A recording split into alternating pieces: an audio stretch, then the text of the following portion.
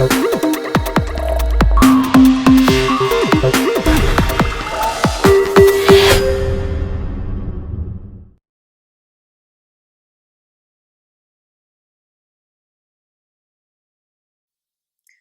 pessoal, vamos retomar lá. A gente fechou a aula passada as obrigações de fazer, né?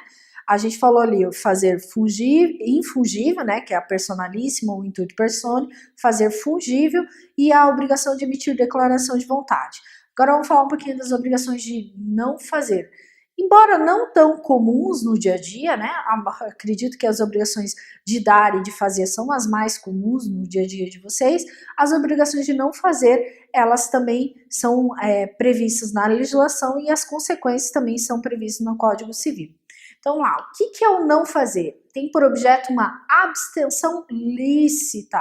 Lembre, eu não posso estabelecer obrigações de não fazer que atinjam direitos fundamentais. Por exemplo, não posso estabelecer a obrigação de que o fulano não vai casar, faça uma doação. Vou doar um imóvel para o meu filho desde que ele não case, uma condição. Essa condição, que é uma obrigação de não fazer, não pode ser imposta, porque está restringindo um direito fundamental, no caso do credor, da doação e do devedor da obrigação de não fazer, tá? Isso não é possível. Essas abstenções, elas têm que ser lícitas. E por isso, em regra, a doutrina diz que tem que ter limitação no tempo e no espaço. Eu não posso estabelecer uma obrigação negativa que restrinja ad eterno uma determinada conduta do devedor. Tem que haver uma restrição específica para que não venha atingir direitos fundamentais por parte do devedor. Então, tem por objeto a abstenção lícita de um ato pelo devedor do qual resulta benefício patrimonial ao credor. O principal exemplo é o dever de sigilo, né? O sigilo industrial, em regra, decorrência de um vínculo contratual estabelecido nem sempre por empregado e empregador, mas também por uma prestação de serviços, normalmente se estabelece uma obrigação de não fazer decorrente do dever de sigilo. Outro exemplo é a proibição de sublocar o imóvel. O contrato de locação prevê expressamente que o locatário não pode sublocar. Isso é uma obrigação negativa, uma obrigação de não fazer. Eu sempre dou outro exemplo. Vendi um ponto comercial, né, para uma determinada pessoa com toda a atividade comercial envolvida. Em regra, quem adquire o ponto comercial, ele quer também toda a clientela desse devedor, está embutido na ideia de ponto comercial. E é evidente que se essa pessoa que realizou a venda, a cessão desse ponto comercial, na verdade é uma cessão porque tem direitos, além de bens móveis, tem também bens imateriais, né? Essa pessoa que adquiriu, ela pode se precaver de uma conduta por parte do cessionado, cedente, através de uma cláusula contratual. Então, o cessionário, que é a pessoa que adquiriu o ponto comercial, pode estabelecer no contrato lá a previsão de que o cedente, aquela pessoa que vendeu, alienou o ponto comercial, não pode vir a se estabelecer nesta mesma atividade por um determinado período de tempo naquela região, para evitar que venha a, entre aspas, roubar, né, a clientela que já havia sido cedida através lá da venda do ponto comercial. Essa é uma obrigação de não fazer, ela está estabelecida regras, né, como por exemplo limitação no tempo e no espaço, numa determinada região, na mesma atividade, por um determinado período de tempo. E isso garante a possibilidade de, vamos dizer assim, de sucesso da alienação do ponto comercial e evita aí concorrência por parte do cedente do ponto comercial. Então essa é uma circunstância de obrigação de não fazer. Outro exemplo, moro num condomínio de casas, estabelece-se via contrato ou convenção de condomínio ou algo do gênero, uma obrigação de que os proprietários daquelas casas não construam muros, ou que construam muros somente de cerca viva, ou que eventualmente os muros possam ter somente lá 1 metro. Então se estabelece uma regra de boa convivência que é estabelecida uma obrigação de não fazer. Então são exemplos de obrigações de não fazer que podem ser estabelecidas via contrato, manifestação de vontade e autonomia da vontade, tá bom? Vamos lá, seguindo. E nessas obrigações de não fazer, quando ocorre o inadimplemento da obrigação de fazer? É quando o devedor, que não poderia praticar a conduta, pratica a conduta. Ocorre o inadimplemento. Então, o inadimplemento resulta da própria prática do ato. Aqui a mora é presumida, porque praticou a conduta, agiu, já está em mora, tá? Se a pessoa praticou conduta de forma, vamos dizer, culposa, intencional, gera perdas e danos, artigo 251 do Código Civil. Então, o credor pode exigir que se desfaça o ato sob pena de se desfazer às suas custas. Por exemplo, um muro que não poderia ser construído acima de determinada altura e é construído acima dessa altura, o credor pode ou só pleitear perdas e danos ou exigir que se desfaça o ato, né? Demolir o muro, refazê-lo na altura determinada. E ainda, além de desfazer o ato, pedir perdas e danos. É claro que em algumas situações o desfazimento do ato não é possível. Se não é possível o desfazimento do ato, como no caso do dever de sigilo, se a pessoa divulgou um segredo industrial, não tem como voltar atrás. Daí a única circunstância é a indenização por perdas e danos. Então, impossibilidade de desfazimento resolve-se somente em perdas e danos. Tranquilo? Então, quando o descumprimento em resultante de culpa, de conduta dolosa ou culposa do devedor, gera perdas e danos, possibilitando aí o desfazimento em algumas circunstâncias. Mas e quando o descumprimento da obrigação de não fazer decorre de uma impossibilidade resultante de que não seja imputável ao devedor? Então, por exemplo, há a obrigação lá de manter uma cerca viva ou um muro numa determinada altura. Só que a municipalidade determina que se construa um muro acima da altura ou que não possa mais ser cerca viva e tem que ter um muro de alvenaria. Aqui a impossibilidade de cumprir aquela obrigação de não fazer resultou de terceiro ou de ato da municipalidade no caso concreto. Então, descumprimento decorrente de fato alheio à vontade do devedor vai extinguir a obrigação e as partes retornam ao status quo. A outra hipótese, permitir que o vizinho utilize o imóvel para realizar caça. Então, eu vou me abster da conduta de impedir o meu vizinho, ele pode caçar no meu imóvel sem problema nenhum. De repente, se proíbe a caça naquela região, em um determinado período. Eu estou impossibilitado de cumprir a minha obrigação de não fazer. Se eu estou impossibilitado por fato alheio à minha vontade, extingue-se a obrigação e as partes retornam ao status quo ante. Isso está previsto no artigo 250 do Código Civil.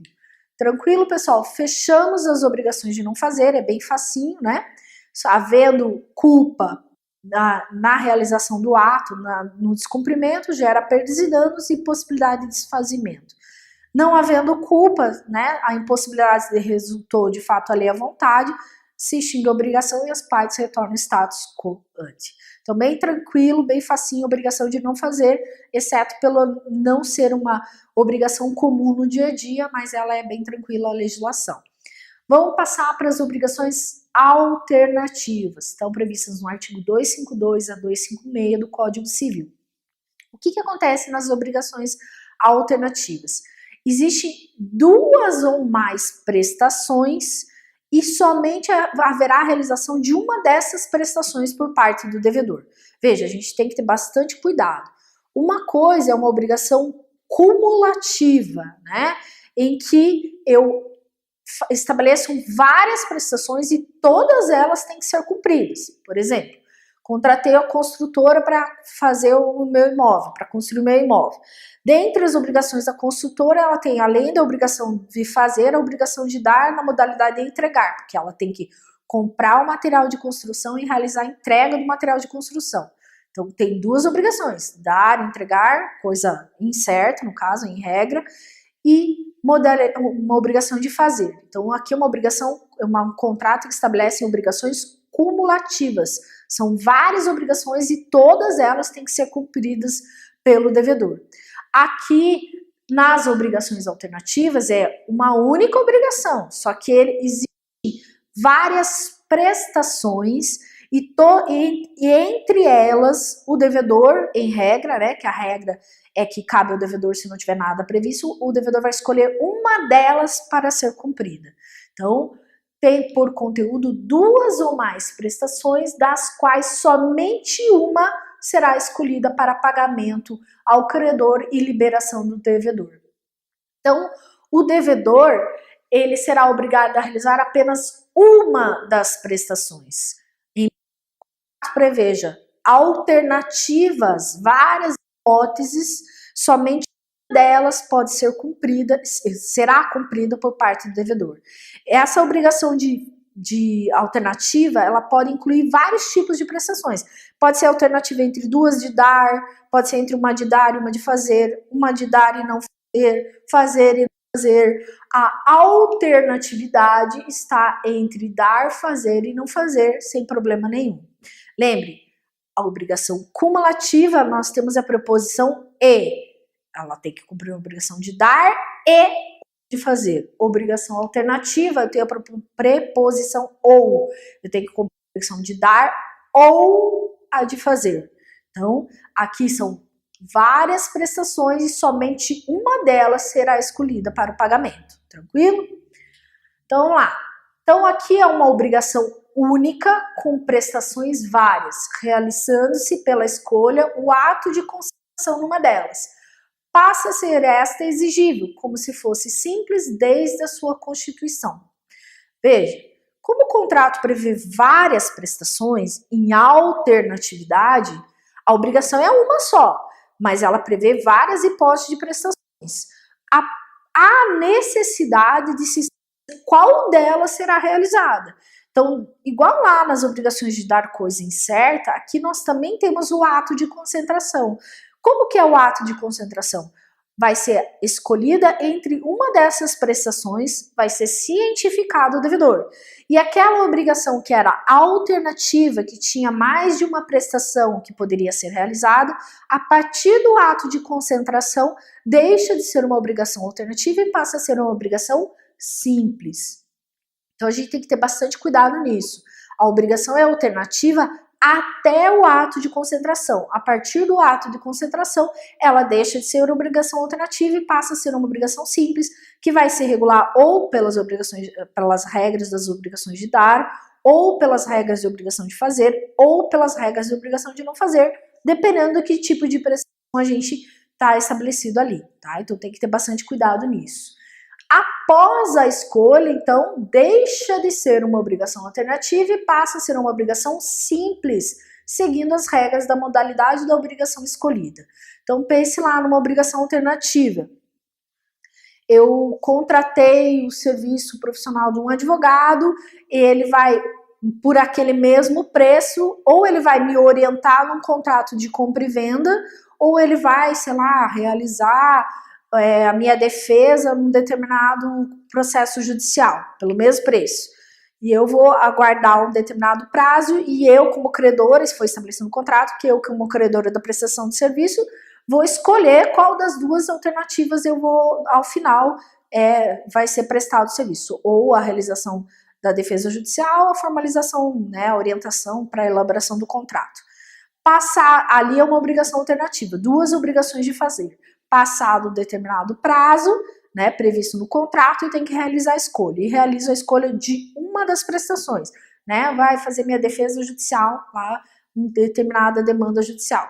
Então, aquilo que era uma obrigação alternativa passa a ser uma obrigação simples, obrigação de fazer. Segue as regras da obrigação de fazer. Outro exemplo, contrato um seguro de veículo. E o seguro de veículo a obrigação ou indeniza em dinheiro, uma obrigação de dar, modalidade de entregar o dinheiro em espécie, uma obrigação pecuniária, ou realiza o pagamento do conserto do veículo, né? Não importa se é PT ou eventualmente deterioração. Nessa situação concreta, enquanto não houver a escolha de uma das prestações, eu tenho uma obrigação alternativa. A partir do momento em que realiza a escolha da prestação, vamos supor que em vez de receber em dinheiro, o devedor escolhe fazer o conserto do veículo. Então, a obrigação de fazer Então, segue as regras das obrigações de fazer. Então, enquanto existe alternatividade, segue as regras das alternativas que a gente vai ver. Após escolha o ato de concentração, segue a regra daquela prestação escolhida a partir do momento do ato de concentração. Tranquilo? Vamos lá. A quem cabe o direito de escolha? O direito de escolha é do devedor, salvo disposição em contrato. Igual lá nas obrigações de dar coisa incerta, a regra coletiva, ou seja, a regra prevista na legislação é que caso nada seja disposto pelas partes, cabe ao devedor realizar a escolha entre as prestações alternativas. Só que essa escolha, será que ela é uma escolha livre ou ela tem que seguir a média lá, né, a qualidade intermediária das obrigações de dar coisa incerta? Veja, gente, a gente não tem uma qualidade intermediária. É uma prestação de dar ou é uma prestação de fazer. Não há qualidade intermediária porque não estamos falando de uma coisa incerta, estamos falando de duas prestações. No momento que eu posso escolher entre aquele dar ou fazer, não há qualidade intermediária, a escolha é livre entre uma ou outra prestação. Só que existe uma regrinha, a indivisibilidade do pagamento.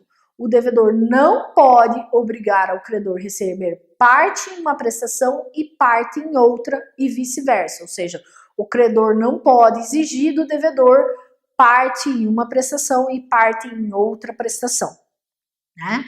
Então, vamos supor, eu vou assumir a obrigação de te entregar um veículo ou o valor em veículo, valor X, não, desculpe, vou te entregar 2 veículos, você adquiriu 2 veículos, eu te entrego os 2 veículos daqui a 60 dias ou te pago o equivalente ou ao valor dos 2 veículos. Passado aquele prazo, eu não posso entregar um veículo e o outro montante em dinheiro. Existe a indivisibilidade do pagamento. Havendo previsão de duas obrigações alternativas, de uma obrigação alternativa com 2 prestações, eu tenho que ou uma ou outra. Eu não posso pagar parte em uma e parte em outra prestação, tá bom? Gente, ele não pode exigir que o credor receba assim e nem mesmo o credor pode exigir que o devedor pague parte em uma e parte em outra. Não pode exigir, mas as partes podem chegar num consenso e daí haverá uma dação em pagamento, uma alteração do contrato previsto inicialmente. Mas daí isso não é pagamento voluntário, não é a extinção da obrigação pelo pagamento, e sim pela via indireta, que seria a dação em pagamento, tá? Então a escolha é livre, não segue a regra da qualidade intermediária. Livre por quê? Porque nós já temos 2 prestações, não pode seguir outra que não essas 2. Tranquilo?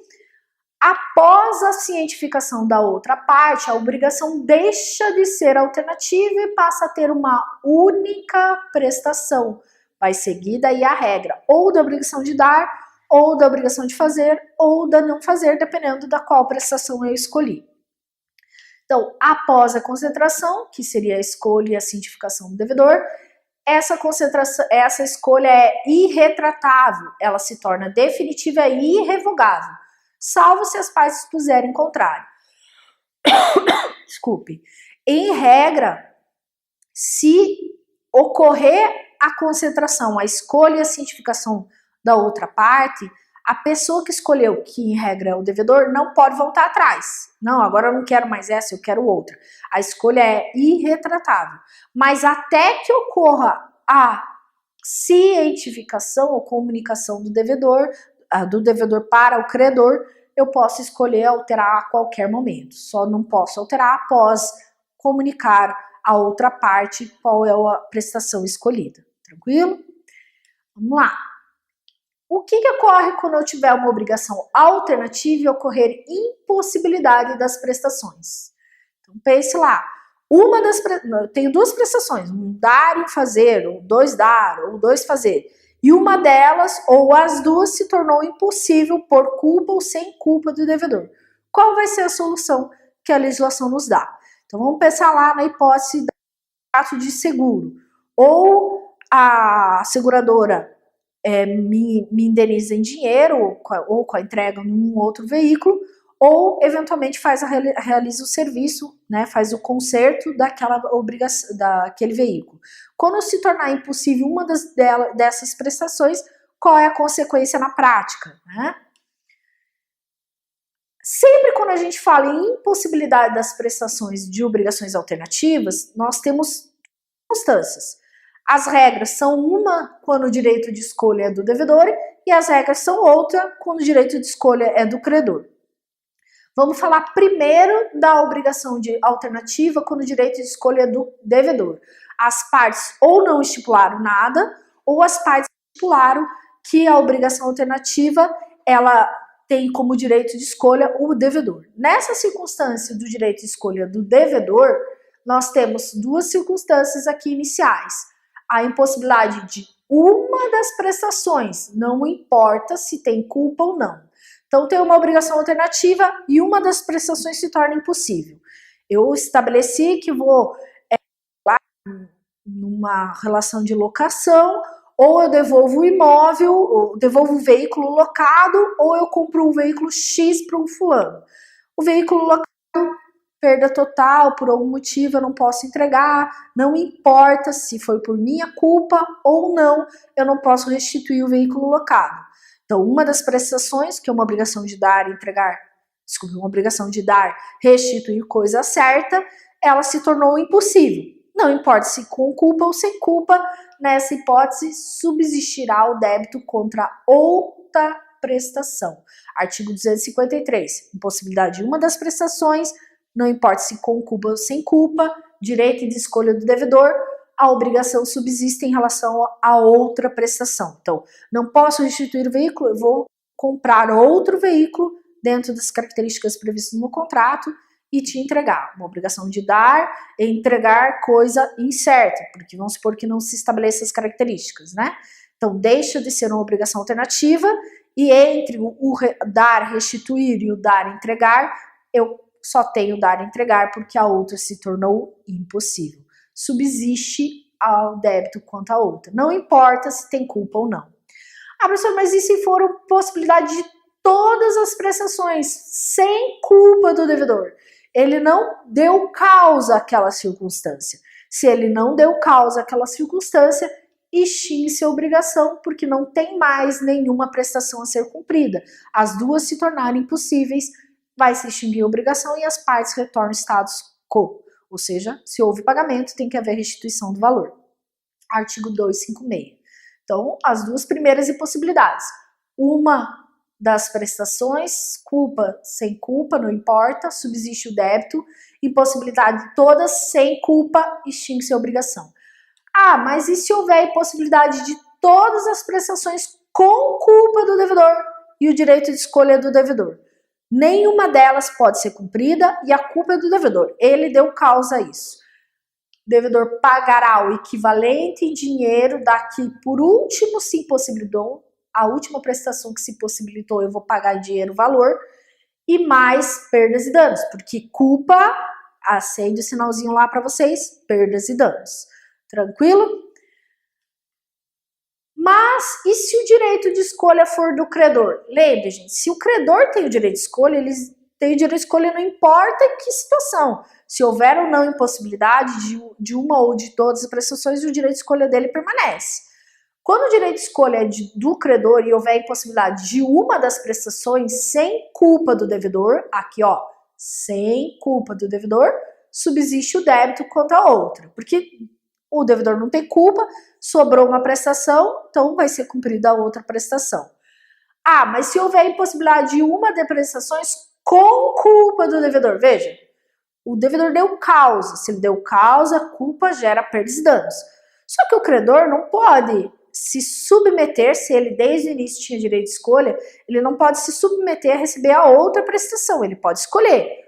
Ou ele exige a prestação subsistente e mais perdas e danos, ou o valor da outra prestação mais perdas e danos. Então, vou tentar explicar rapidinho. Uma das prestações se tornou impossível por culpa do devedor, direito de escolha do credor. Ou ele exige o equivalente dessa que se tornou impossível, exige perdas e danos, ou recebe a outra prestação e também tem direitos e danos porque houve culpa do devedor. Tranquilo? Então, o direito de escolha ainda permanece do credor. Ainda dentro do direito de escolha do credor, impossibilidade de todas as prestações sem culpa do devedor. Não importa se o direito de escolha é dele, não teve culpa, não tem mais prestação a ser realizada, extingue-se a obrigação e as partes retornam ao status quo ante. Mas, professor, e se houver impossibilidade de todas as prestações com culpa do devedor? Veja, o devedor, o credor, desculpe, sempre teve direito de escolher entre uma e outra, já estava estabelecido no contrato. Todas elas se impossibilitou. Ele pode exigir o valor de qualquer uma delas, se tiver valor diferenciado, às vezes pode ocorrer. Ele pode exigir o valor da prestação de dar ou da prestação de fazer e direitos e danos que caiba a ele em qualquer uma dessas hipóteses. Então, o direito de escolha se mantém mesmo em caso de impossibilidade, porque daí se houver diferença do valor de uma prestação para outra, ele pode exigir o equivalente em dinheiro de uma ou de outra e perdas e danos. Tranquilo? Fechamos aqui as obrigações alternativas. Lembrando, gente, que nas obrigações alternativas ela nasce com duas ou mais prestações, mas ela é uma única obrigação. E ela após o ato de concentração, ela deixa de ser uma obrigação alternativa. Então, todas essas regras de impossibilidade de prestação que a gente fala, é enquanto ainda não houve o ato de concentração, não houve a escolha. Ainda existe a alternatividade entre essas duas prestações. Existe o direito de escolha ou do devedor ou do credor entre uma das duas prestações. Então, se ainda existe o direito de escolha entre elas, há a possibilidade de, havendo impossibilidade de uma, né, sem culpa, subsistir o débito quanto a outra, com culpa, dependendo do direito de escolha ser do devedor ou do credor, vai ter regras distintas. A partir do momento em que houver o ato de concentração, essa obrigação deixa de ser alternativa, não tem mais de uma prestação, passa a ter uma única prestação.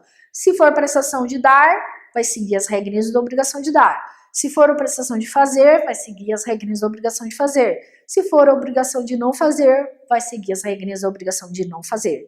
Então, ela só é alternativa e só segue essas regras que a gente viu até o ato de concentração. Ocorreu o ato de concentração, escolha e cientificação da outra parte, deixa de existir uma obrigação alternativa, passa a ser uma obrigação simples, ou de dar, ou fazer, ou não fazer. Tranquilo? Após finalizar as obrigações alternativas, a gente vai começar a falar das facultativas. Elas são bem parecidas. Eu vou começar a dar uma introdução aqui para vocês nessa aula e a aula que vem a gente retoma. Qual que é a ideia? A obrigação alternativa ela tem duas ou mais prestações e eu posso escolher uma delas. Na obrigação facultativa existe uma única prestação, que é a chamada prestação principal. E a partir do momento em que se estabelece no contrato uma faculdade, vamos dizer assim, uma cláusula adicional, em que cria-se uma obrigação substitutiva. E essa obrigação substitutiva é um direito só do devedor. Então, a obrigação é entregar um veículo, os cortes R3, conversível, amarelo, ovo, essa é a obrigação, dar, entregar, coisa certa. Ah, mas eu vou estipular uma cláusula por autonomia da vontade, que ao invés de entregar o veículo Escort XR3 conversível amarelo, o devedor pode, se ele quiser, e somente se ele quiser, extinguir essa obrigação através do pagamento de uma determinada quantia em dinheiro, através da entrega de uma moto X, é uma obrigação facultativa, é uma faculdade dada a somente o devedor. É diferente, gente. Na obrigação alternativa, eu tenho duas ou mais prestações e cabe tanto ao devedor como ao credor a escolha de uma delas, podendo cumprir por qualquer uma delas após o ato de concentração. Na facultativa, a obrigação é uma única prestação e o credor só pode exigir essa. E existe uma faculdade dada somente ao devedor de poder extinguir essa obrigação realizando uma prestação substitutiva.